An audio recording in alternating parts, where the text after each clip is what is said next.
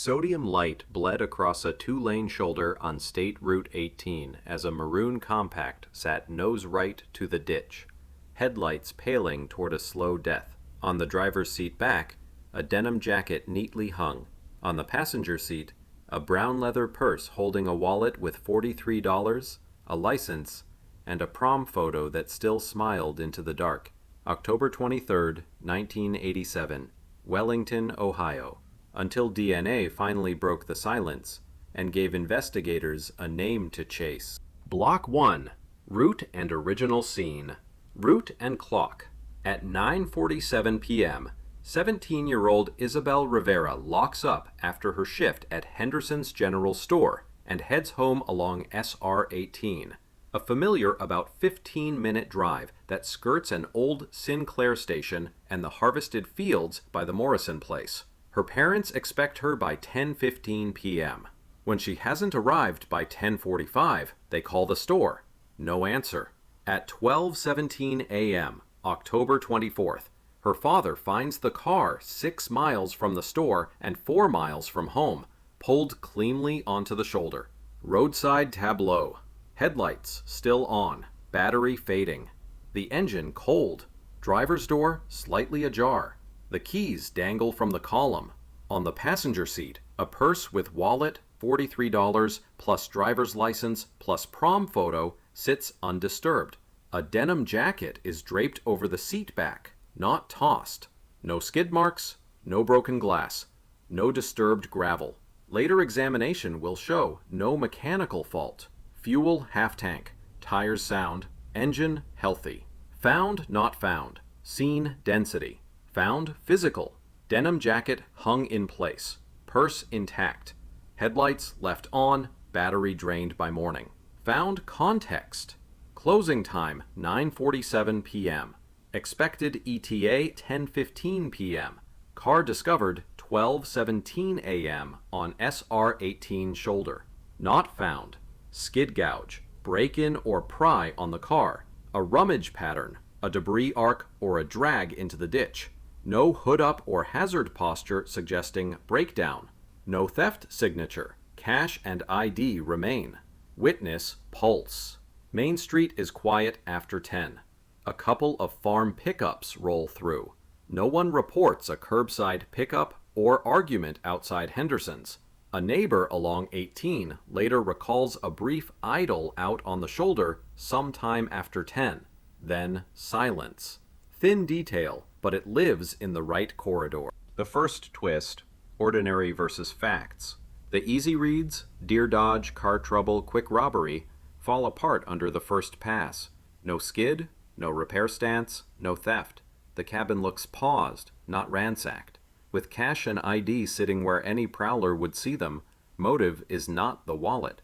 With the engine cold and the headlights dying, the car has been here for hours, yet nothing around it says accident or panic. The scene tilts toward a near-road intercept measured in minutes, not a mechanical drift. Surface, illumination, environment. Two-lane asphalt with a narrow gravel lip, harvested stubble beyond. Illumination is a single sodium streetlight near the old station, plus headlight spill. Soundscape is low. Wind on stalks, an occasional truck on 18. Underfoot, grass-packed soil gives quiet approach compared to gravel. Immediate response. Deputies set a perimeter, photograph the cabin in situ, and log the shoulder. The route home is driven both directions. Volunteers assemble by dawn. Early canvass notes no struggle field and no mechanical excuse. The car is towed for exam. Family interviews begin the same hour. Working window. Minutes, not hours. 9:47 p.m. Store close. 10:15 p.m. Expected home. Defines about 15 to 23 minutes of live transit. 12:17 a.m. Recovery with a cold engine and headlights still on brackets hours part, but doesn't expand the on-scene opportunity. The intercept almost certainly occurs in that first half hour between Henderson's and home. A prom photo smiling up from a quiet purse while the headlights go from white to ash. Cones, forms, and flash photos bloom on a dark shoulder. At a kitchen table, a phone sits under the porch light, and a clock steps past every minute she should have been home. Block 2. Assumptions versus evidence. Accident. Deer dodge off-shoulder slide. What we would expect. A quick brake signature, skid or ABS scuff, a shallow gouge at the gravel lip, brush bent into the ditch, a scatter pattern inside the cabin, maybe a fresh coolant or oil trace. What we have, no skid, no gouge, no broken vegetation, and a cabin that reads paused, not jolted. The car is pulled cleanly to the shoulder.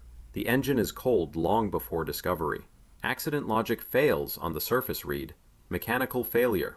What we would expect. Hood up, hazards, keys pocketed, a coat on, driver steps out to wave help or walk to the old Sinclair. If she leaves the car, she locks it and takes purse ID. What we have, hood down, no hazard posture, keys dangling on the column, driver's door slightly ajar, purse with cash and license left in plain view, and a denim jacket neatly hung. Breakdown implies dwell and problem solving. The tableau shows neither. Robbery, car prowl. What we would expect. Pried lock, broken glass, glove box rifled, cash gone, license stripped from the wallet, column damage, fast rummage on the seat. What we have, no pry, no break, no rummage, $43 plus license sitting undisturbed. A thief who refuses money and ID didn't drive this scene. Voluntary cool-off, walk-off. What we would expect. Secure the car, remove purse/ID, throw on the jacket, choose a lit destination. If she accepts a lift, she locks up. What we have, car left open-ish, key still there, purse still there, jacket still there. Voluntary scenarios do not abandon identity and warmth on a dark shoulder. Consensual ride with an acquaintance. What we would expect. Someone in town sees the approach. There's a quick wave at Henderson's. The passenger seat shows movement, not a staged neatness. Cash ID move to pockets. What we have, no we left together witness. Cabin order suggests no hurried handoff, and the valuables remain on the seat. If a friendly ride happened, it left the wrong signatures. Hit from a passing vehicle, grab and go. What we would expect. Noise, a scrape, a drag trace toward a secondary car. Scattered contents, at least footwear marks in the gravel stripe. What we have, no scrape, no drag, no scatter, and quiet underfoot conditions, grass-packed soil, that favor soft approach, not collision. Staging third-party intercept, most consistent. What we would expect. A controlled pullover, door open briefly, keys left to signal no theft, purse left to mute motive, jacket placed rather than tossed, engine allowed to cool while the scene looks ordinary. What we have, that exact pattern. The denim jacket neatly hung, purse intact, keys on the column, no mechanical posture, and an engine cold by 12:17 a.m. Together read like a short, deliberate interruption. Minutes, not hours. Shaped to delay alarm. False lead, decisive fact. The twist. The intuitive pick is car trouble on SR18. The decisive fact is the combination. Hood down plus keys left plus purse and license untouched. If the car had failed, you would not leave identity and cash in a dark vehicle with the door ajar, and you would not hang your jacket and walk into October air. One cluster of details collapses the mechanical story in a single turn. Era scene limits, 1987. No lane cameras, no plate readers. Payphone calls not time-synced to patrol logs, and storehouse clocks that drift a couple of minutes. Those limits widen uncertainty at the margins, but they do not create skid marks, pry scars, or a theft pattern where none exists. Present absent remains the anchor. Provisional read, present absent. Accident, not supported. No impact signatures. Mechanical, not supported. No repair stance, keys left. Robbery prowl, not supported. Cash ID remain, no break. Voluntary walk-off consensual ride. Weak. Car unsecured, valuables left. Third-party intercept with staged ordinary scene, best fit to road logic and cabin order. Working window, millimeters, not hours. Closing, 9:47 p.m. Expected home, 10:15 p.m. Equals about 15 to 23 minutes to intercept. The car is found 12:17 a.m. with a cold engine and headlights dying, which brackets hours parked after the fact, but doesn't expand the opportunity. Given the 6 miles from the store, at typical about 45 to 50 miles per hour county speed, practical contact likely falls 9:55 to 10:05 p.m., a span tight enough that any theory needing long setup on the shoulder doesn't fit. Keys breathing a thin metallic rattle on the column, while a denim sleeve hangs straight and empty. Matrices and mile marks stack on a clipboard. At a kitchen table, a porch light burns against a window where her reflection should have come home first. Block 3. Witnesses and contradictions. Storetail and Main Street drift. Henderson's lights go out at 9:47 p.m. A regular walking his dog remembers Isabel Rivera locking the side door and crossing toward SR 18. 2 farm pickups roll through town after 10. Neither driver recalls a curbside pickup or argument outside the store. Old Sinclair Corner. Headlights versus clock. A homeowner near the Old Sinclair reports a maroon compact easing past the dark pumps right after 10. When deputies check, her stove clock runs about 2 minutes fast. Corrected, the siding lands 9:58 to 10 p.m. Inside the live transit window. Dome light and shoulder hush. A couple on their way back from a ball game passes mile 6 and notice a brief dome light flick inside a small car on the shoulder around 10:01 to 10:04. No door slam, no horn, no raised voices. Just light, then dark. Then the sodium lamp taking the scene back. Engines without names. A neighbor half a mile east hears a soft idle on the shoulder about 10:03 to 10:06. Then the sound fades. He can't place make or model, only that it wasn't a tractor and didn't sound like a heavy diesel. The roadway itself offers no scrape or drag to tell him more. Payphone receipt mismatch. Why minutes matter. The night clerk at a 24-hour mini-mart near the SR 58 junction thinks a young woman with a denim jacket came in for payphone change 10 after. His register shows a 10:19 p.m. cash sale, but the store clock and register are not synced to patrol time, and he admits he closed a drawer late. The memory stays possible. The timestamp is soft and can't pull the car off SR 18 during 9:55 to 10:05. What the father saw and didn't. At 12:17 a.m., he finds the car, with the headlights still on but the engine cold. If someone lingered back at 10, there was time for the battery to drain by midnight, but nothing around the car shows panic, rummage, or a struggle field that would anchor a violent pause. Contradictions that matter. Accident wants skid, gouge, bent brush. None appear, while independent eyes place a brief, quiet stop near 10. Mechanical wants a hood-up posture, jacket on, purse ID removed. What we see is keys left, jacket hung, purse intact. Friendly ride wants a witness or a wave. No one provides it on Henderson's end or along the shoulder. Receipt at 10:19 sounds compelling until unsynced clocks and drawer lag soften it. It doesn't move the intercept out of the 9:55 to 10:05 band. Unified timeline. Minutes, not hours. About 9:47 p.m., the store closes. Around 9:58 to 10, a maroon compact is seen rolling past the Old Sinclair with the stove clock corrected.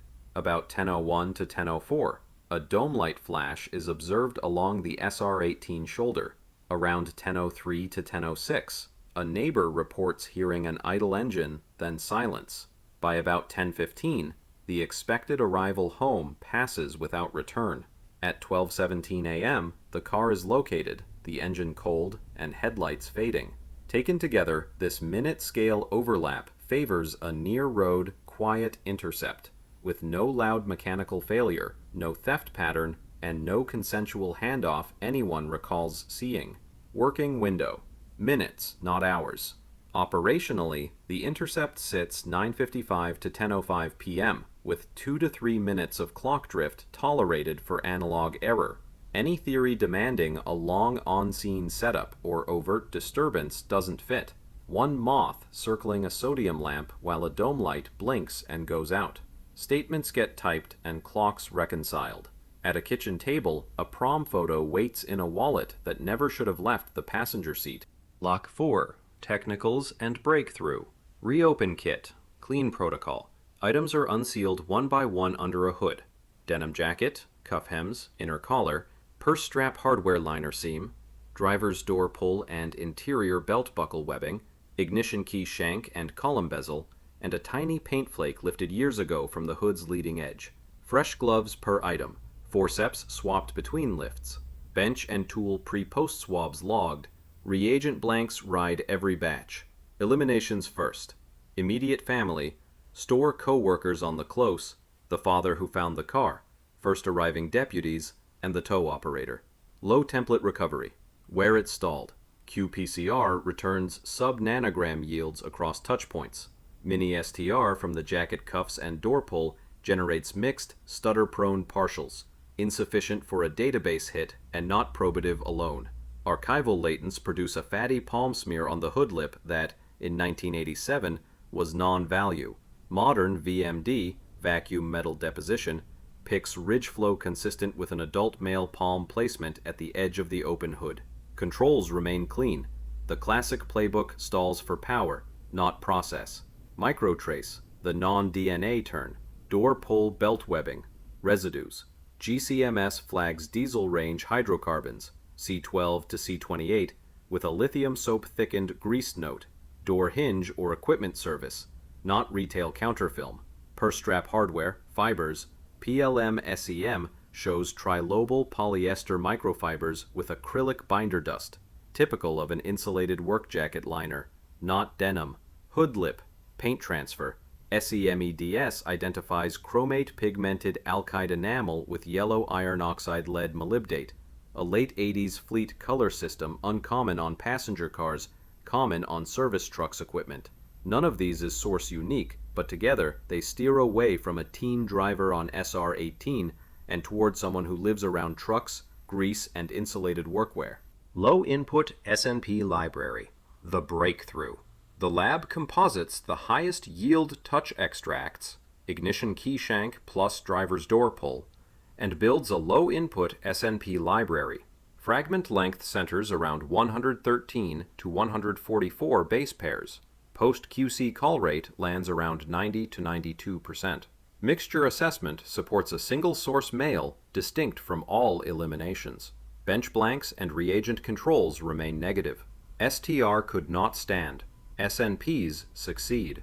We now have a foreign touch DNA profile tied to the control points of entry and operation. FGG guardrails, lead, not proof. Uploads are limited to opt-in law enforcement portals. GEDmatch Pro FTDNA LE. An audit packet travels with hashes, timestamps, case type, and named access roles. No non-consenting databases. Every view export is logged. The output is treated strictly as an investigative lead, not probable cause. Tree build and geography time filter. Cousin matches in the 2C to 3C band converge on a northern Ohio line, with 1980s anchors in Lorain-Medina counties. Public records scaffold an MRCA. Age-sex gating narrows to males mid-20s to mid-40s in 1987. A minutes-based geography filter trims further. Routine after-hours presence along SR18 between 9:55 and 10:05 p.m., plus access to fleet-painted service vehicles.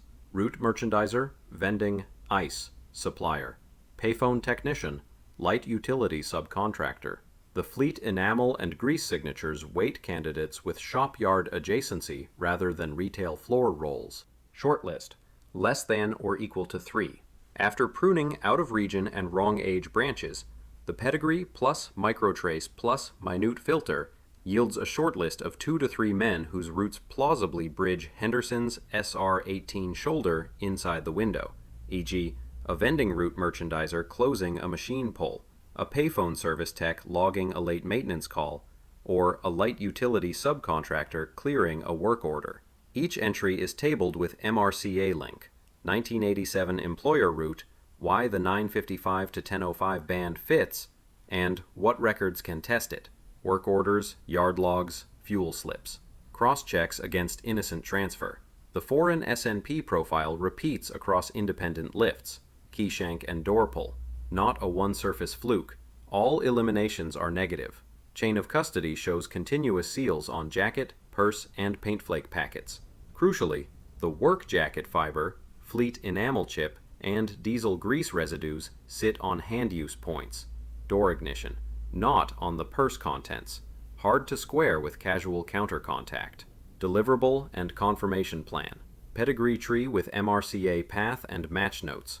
Shortlist, less than or equal to 3, with time-distance rationale. Audit packet.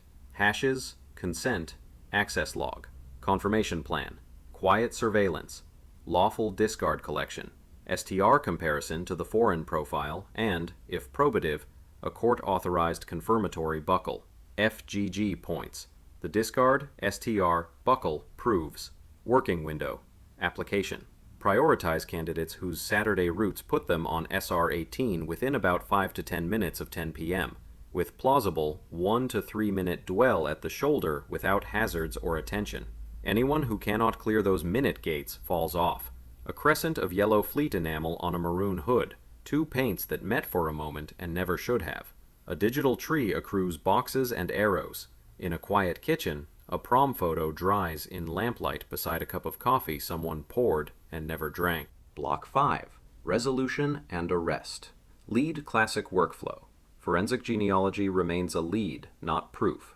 Investigators move to confirmation.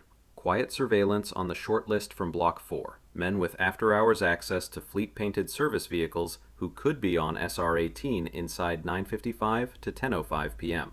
A lawful discard is collected when the subject finishes a takeout coffee on his early route, an empty paper cup dropped into an outdoor bin. The lab develops a STR profile from that discard and compares it to the foreign touch DNA recovered independently from the ignition key shank and driver's door pull. The comparison supports common source. After legal review, a court-authorized confirmatory buckle swab follows. The second test reproduces the profile without mixture flags. Match statistics. Plain language. The confirmatory STR comparison reports RMP less than 1 times 10 to the power of 12 and LR greater than 10 to the power of 9 in favor of the same individual as the foreign contributor. Bench negatives and reagent blanks remain clean. All eliminations, family, store co-workers on clothes, first arriving deputies, tow operator, and the father who touched the car later, are non-matching. Chain of custody is continuous across the jacket purse packets and the paint flake envelope. Corroboration. Access, opportunity, route logic. Work orders and yard logs place the subject as a route merchandiser service tech, with routine evening calls and fleet access along SR18 on Fridays.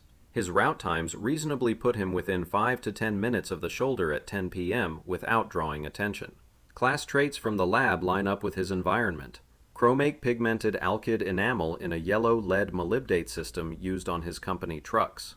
Diesel range hydrocarbons with lithium soap grease on hand use points. And trilobal polyester microfibers consistent with an insulated work jacket liner. Witness fragments fold in. Dome light flash 10:01 to 10:04. Idle, silence 10:03 to 10:06. Scene logic holds. No skid gouge, no break-in, purse ID untouched, keys left. A staged ordinary, not a mechanical or theft narrative. The minutes say he could be there. The microtrace says he belonged to that world. The DNA says he touched the control points. The twist. Familiar, not foreign. He wasn't a shadow at the edge of town. He was the route guy people knew by first name, the one who swapped bottles in vending machines and knew the phones. Familiar enough that a maroon compact on a shoulder didn't read as threat. Only minute windows, plus microtrace, plus modern profile stitched him to the quiet intercept between the old Sinclair corner and mile 6. Arrest time, place, coherence.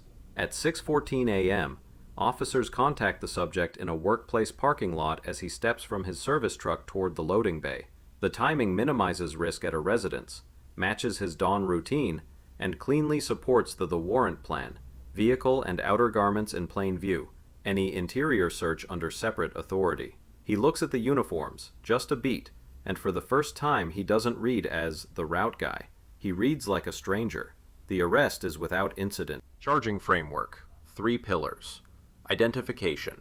STR match from lawful discard, replicated by a court-authorized buckle swab, reported with conservative statistics.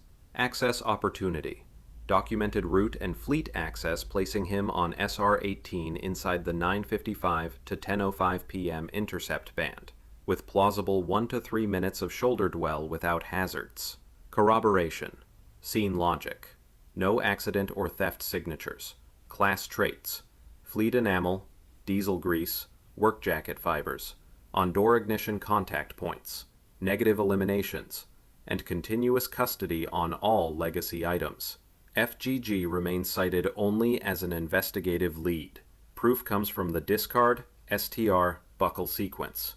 Technical closeout. What was tested? Why sufficient? Tested.